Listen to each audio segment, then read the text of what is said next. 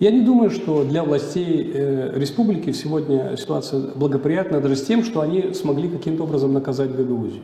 Да, чьи-то амбиции там сегодня взяли вверх, но последствия политические они будут нести, отрицательные для них тоже. То есть нужно просто в политике просматривать немножко дальше. Мы им объясняли, что Гагаузия все-таки это часть Молдовы, мы часть страны, и загоняя в изоляцию Гагаузию, они, собственно, создают такие дискриминационные, открытые дискриминационные действия по отношению к целому народу, они неправильные.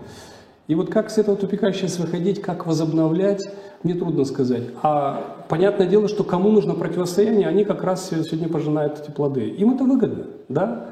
Мы говорили об этом, что вы заставляете, вы загоняете, в принципе, создаете такие предпосылки, чтобы Гагаузию, скажем так,